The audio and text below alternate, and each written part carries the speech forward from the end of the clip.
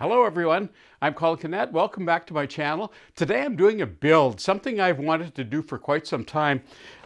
I've seen this little two-tiered table and it's a nice contrasting, and I've always wanted to get into doing more contrasting builds. So today I've got some lovely honey locusts that I'm going to use. Let's get started. Let's have a look here and see what it should be. Just fine. Yeah, it's 9.2, 10, 9.8, 10. Yeah, it's perfect. It's well below. All right, we'll get that cut up and we'll get working on the top.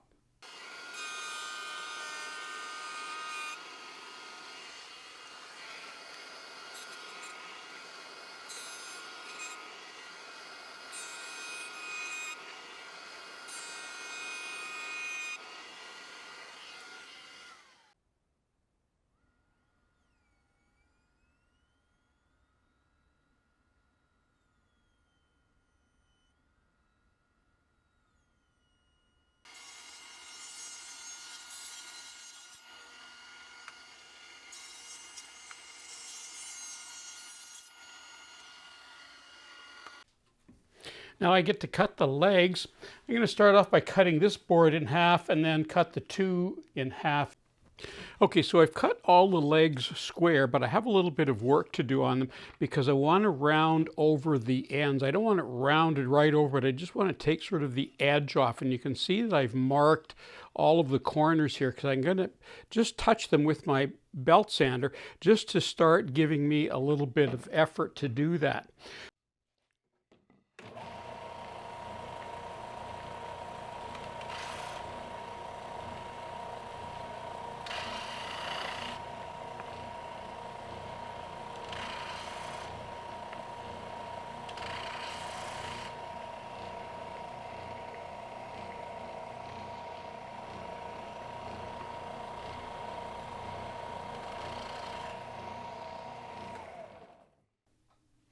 Okay, so as we're looking at the table from the front, this is going to be the back left side. So I'm going to, in this case, I'm going to go, and these holes are just for a guideline for me. So I'm going to go 1, 3, 5. Then the other piece of wood is going to go in the back, and it's going to go right close here. So it'll come in here, and it's going to go like here. It's going to go 2, 4, and then I'll carry on with it. This is really just so that I know where that jig is going to go. Now on the other side, across from it, that is going to come in close here. So that wood on the other side, so this is the back right leg now, so it's going to go back here, and it's going to go here. It's going to go 1, 3, 5, and again the even side is going to be on this side. So now I'm coming back in here, and that's going to go 2, 4, and these are just numbers I've made up in my head. So you can see those two numbers, or those two sides, are going to go there like that. So they're going to match up like that. And the end pieces, you can see they're already matched up. Okay, so we're all set. So let's make these first holes. Settle right up to that. Okay, and we're doing odds on this one.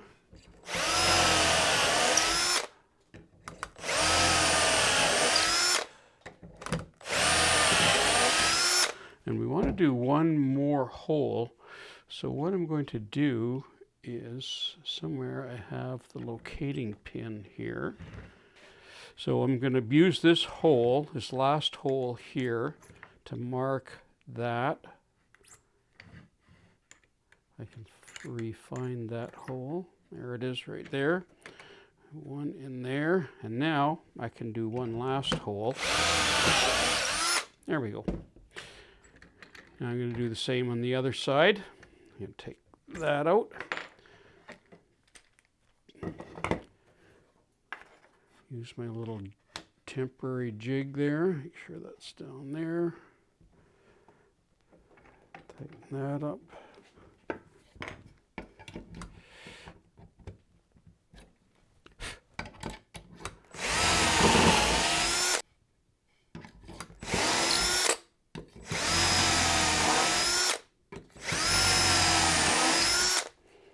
Okay, move that down. There it is.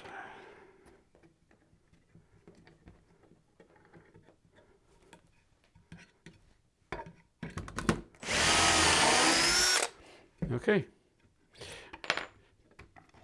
Now I need to do the same on the inside. There we go. There's all the holes. And you can see how those holes line up to there. Of course, there's going to be a panel in here eventually.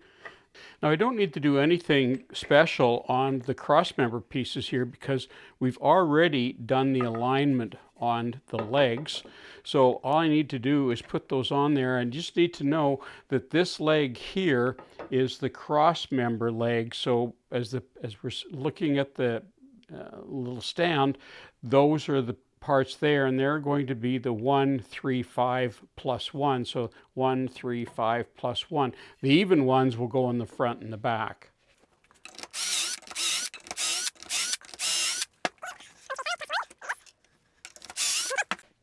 Okay, let's do a very quick dry fit. If you're new to the channel, you won't know that these all of these dowels that fit in here, they're actually fairly snug.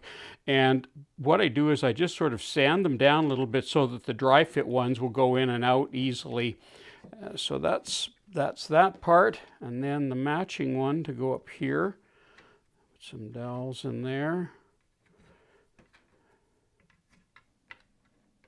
There we go, and that'll go just like that. There we go, that's perfect. Nice big reveal in there, I like that. The reason I'm doing all of this now is I want to pre-finish everything before I do the glue up. But the other thing is right now, once I get all these holes drilled, the next thing I need to do is coat these legs with some India ink. These legs are going to be a very rich, deep black. So I need to do all of the work on the legs first of all, before I can actually put that dye on there. Okay, so I've put everything together. This is a bit of a dry fit. You can see things are loose here. So I'm going to put it upside down just because you won't be able to see it if I put it right side up. But mostly what I wanted to see, I wanted to make sure that these are all even across here, and they are. All of these dowels worked out perfectly so that the top and the bottom is going to fit on here just right. So everything is lined up. The only thing I need to do now, I take this all apart. I can pre-finish these ends and cut in for the drawer in there. What I'm going to do now is do some light sanding on these legs. I've already done some initial sanding and do a little bit of light hand sanding. Then I'm going to coat them with India ink. And while these are drying, I can carry on with the rest of this. Okay, so I've just started. I've got a little glass bowl here that I put the India ink in, and I'm just going to paint it on with this disposable brush, although I still wash them out and reuse them a lot. And I'm not going to make you sit through this. This is pretty much watching paint dry here, and I'm just going to coat these all 4 sides. And you can see that I have a little hook on the top here. I've made a little dryer to hang these things up on, and I'm just going to go through and paint all these up just like this, flat black. They should probably dry pretty quickly here, so I'll just carry on and do that. When we come back, we'll put a top coat finish on these. Okay, just a quick update on everything. Of course, there's the legs that you watched me dye them with India ink. I've also done a very initial top coat. I use Osmo, and I've done an initial top coat on everything. These are the 2 side pieces. This is the front and the back. This is the back of the back. This is the front of the back. And what I'm going to do now, we're going to go over to the table saw. I'm going to show you how I do plunge cuts on the table saw, because what I want to do is I want to put a drawer in the front, and I want the drawer to be part of these front here. So we'll go over to the table saw and we'll show you how to do that. So I'm at the table saw, obviously, and I've installed a 7¼ inch blade in here. This is a circular saw blade. And just to give you an example, behind it, there's a 10-inch blade, so you can see the difference. This is quite a bit smaller. The reason I'm using this is because it only has a 1/16 kerf, so it's going to cut a very fine line in here.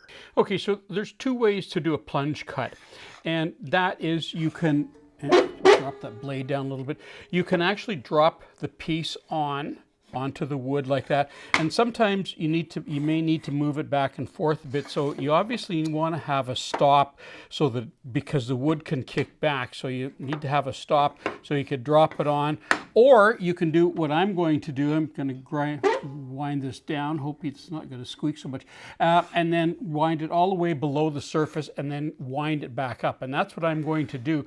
But because of the curvature of these, you often can't wind all the way back up, and mostly what I want to do is just to pierce this side here so that I can use my hand saw to finish off a nice square cut in here. So that's my whole purpose here, is to hopefully get through the top here, and then I can hand finish the rest. So what I've done to mark how far up I can lift the blade, I've put some tape on the back here, and I can see when I look down here into the blade, I can see that the blade is going to nick sort of in there, and that's going to be fine, but it's going to pierce the front and the back. I also have my featherboard here, which is locked because it's a magnet. It's locked to the boards or to the deck here. So what I need to do now is measure how many winds up I've got. So I'm at the top now. I can go 1, 2, 3, 4, 5, 6. So I'm going to wind up 6 times. Okay, I'm not even going to turn the dust collector on. There's not that much noise because it's a very small blade.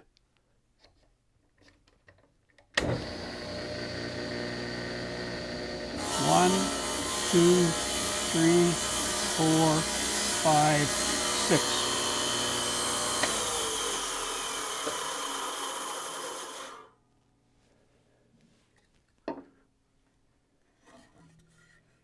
Perfect.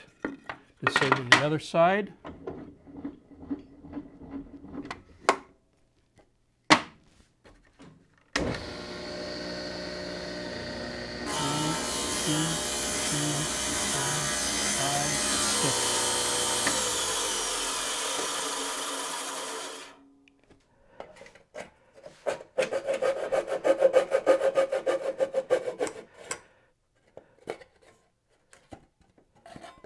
There we go. Perfect. Now I do have a little bit of cleanup to do on there, but not very much. And that drawer front is going to fit in there just like that, with just a little bit of room around all the sides. So I've got a little bit of cleanup on there to do as well. So, okay, that's good. Well, we've come far enough now. Now is the time to start putting things together. I have taken off some of the masking tape. Now, because I pre-finish everything, and I do that because if we get glue on anything, it's now super easy just to wipe it off. I don't have to worry about glue seeping into the wood and destroying the finish later on. So that's why I pre-finish everything.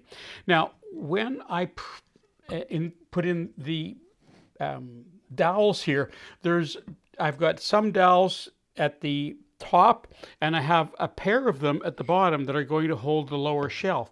And because there's so many dowels going in and it's glued, you can hammer them in, but I found the best thing to do is to just use a clamp and just ease them in, and that way you get a nice tight fit, and you also get an alignment as well. So I'm going to be using clamps to put my all of this together.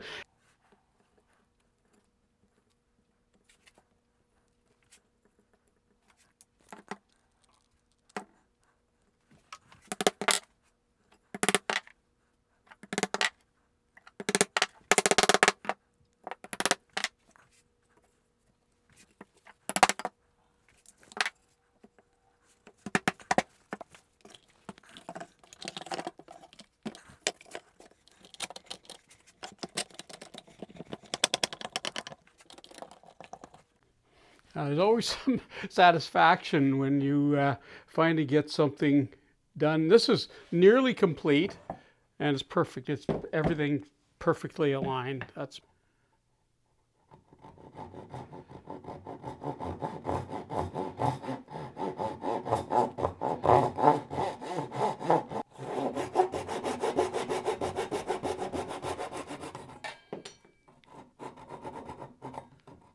I picked up some birch a few months ago, and it's going to be perfect for the sides of this drawer, and I'm going to have to cut it in half, but I need to see, first of all, if it's really critical for drawers that they be sort of within spec here, because if they're too wet, you know, they're going to shrink, and that's the first thing people notice is drawers get sloppy. No, this is good. 11, 12%, that's perfect for where I am. All right, now I got to cut this in half, and we'll plane it down. Now, I'm not going to show you the glue up here, and that's the reason for that is that, and that's why we use a squaring jig, is to keep these things nice and square.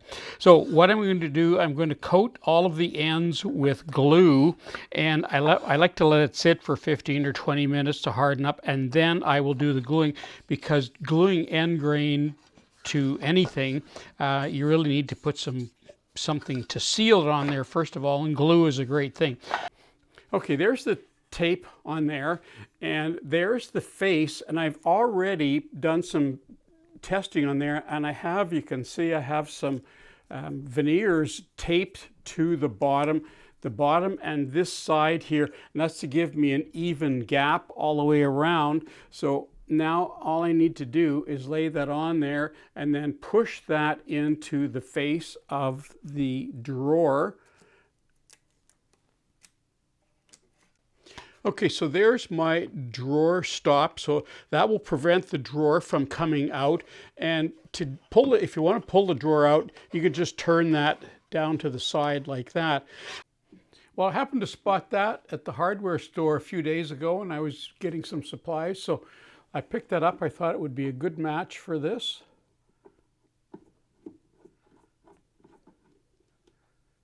There we are. I like it. That's perfect. It sort of parallels the squareness of the legs, so that's ideal. I love that. Perfect. Well, and there's my finished little two-tier table. I'm very pleased with the way it's turned out.